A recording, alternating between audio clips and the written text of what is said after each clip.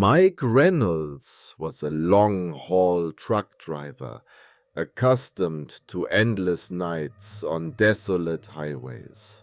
But one night, driving along the lonely stretches of Route 66 in New Mexico, he experienced something he would never forget. It was pitch black, with his truck's headlights the only source of illumination.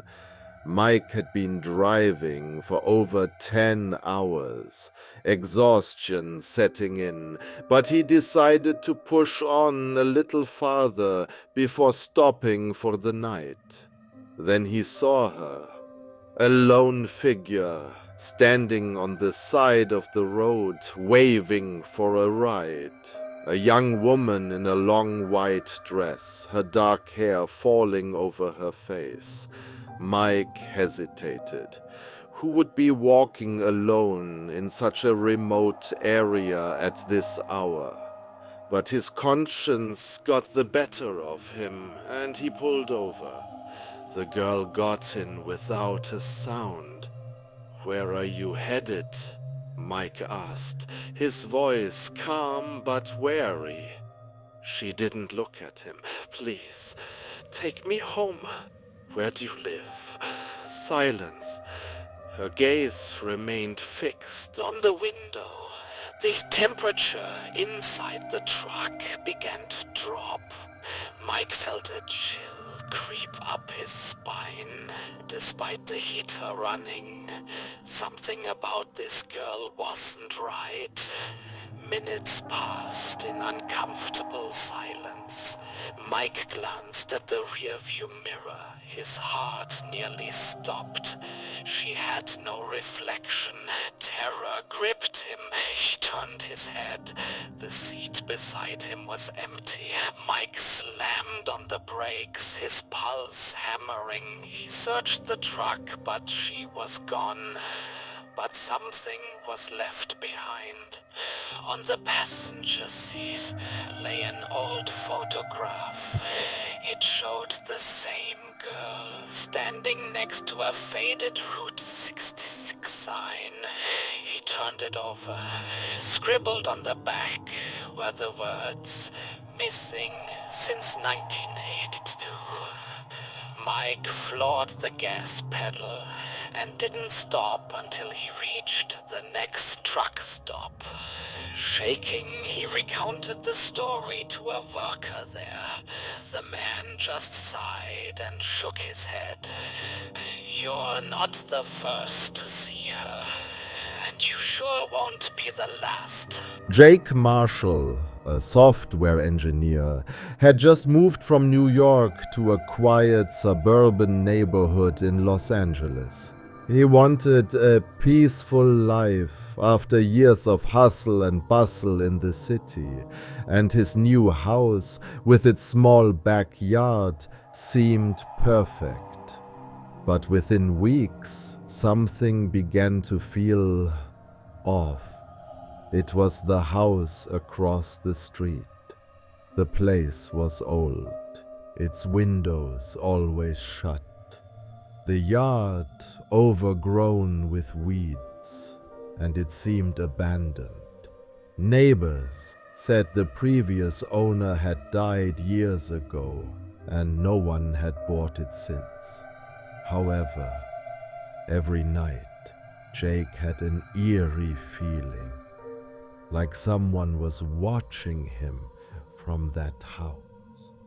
Whenever he stepped outside for a smoke, the sensation grew stronger. But each time he glanced at the house, all he saw were dark, lifeless windows. Then, one rainy night, everything changed. As he sat in his living room, working late, he absent-mindedly looked out the window. His breath caught in his throat. On the second floor of the house across the street, a figure stood at the window, staring straight at him. The dim glow of the streetlight barely illuminated its outline, But Jake knew what he saw. His heart pounded as he turned on his porch light and stepped outside. The figure was gone. That night, Jake barely slept. The next day he asked his neighbors again, but they insisted that no one had lived in that house for years. He even searched online for information about the previous owner, but nothing seemed unusual. Just an elderly man who had lived alone until he passed away. Yet Jake's instincts screamed that something was wrong. A few nights later, as he returned home late, he grabbed a pair of binoculars and focused on the second-floor window of the house. What he saw made his blood run cold. Handprints, not outside, but inside the glass. Terrified, Jake called the police. When they broke in, the house was covered in dust and cobwebs. But one room was different. A filthy mattress lay in the corner, surrounded by crumpled clothing and empty food wrappers. Someone had been living there. On the walls, dozens of photographs were taped up. All of them were of Jake. Pictures of him standing in his backyard, sitting in his living room, some taken through his window. But the last photo made his stomach drop. It was a picture of him sleeping, taken from the foot of his bed. The police never found whoever had been living there, and from that night on, Jake never slept peacefully again. Tom Walker had always been a night owl. As a freelance writer, he did his best work after midnight when the world was quiet and the distractions faded. His small apartment on the outskirts of Chicago was the perfect place, isolated enough for peace, yet close enough to the city for convenience. One night, around 2:30 a.m., Tom was deep in his work when he heard it. Tap, tap, tap. It was soft but deliberate, coming from his living room window. Tom froze. His apartment was on the second floor. No balcony, no fire escape. No way anyone should be outside that window. Slowly, he turned his chair and stared at the glass. Nothing. The streetlights barely illuminated the empty sidewalk below. His heart pounded as he waited, straining his ears. Silent. Shaking his head, he dismissed it as a trick of the wind and turned back to his screen. But just as his fingers touched the keyboard, tap, tap, tap. This time it was louder, closer. A cold wave of fear washed over him. He stood up, inching toward the window. His reflection stared back at him. Tired eyes, tousled hair, pale face.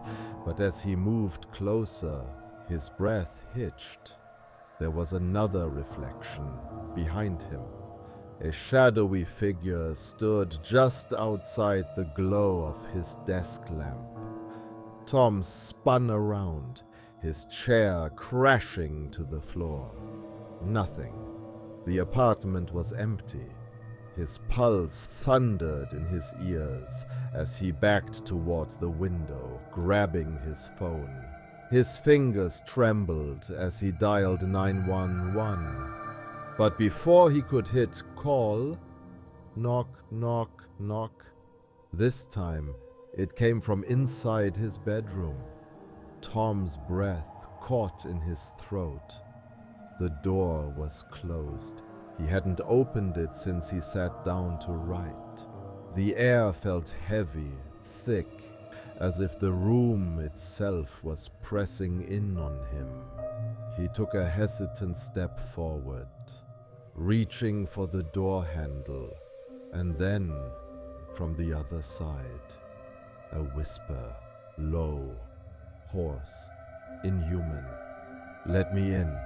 Tom bolted out of his apartment that night and never returned.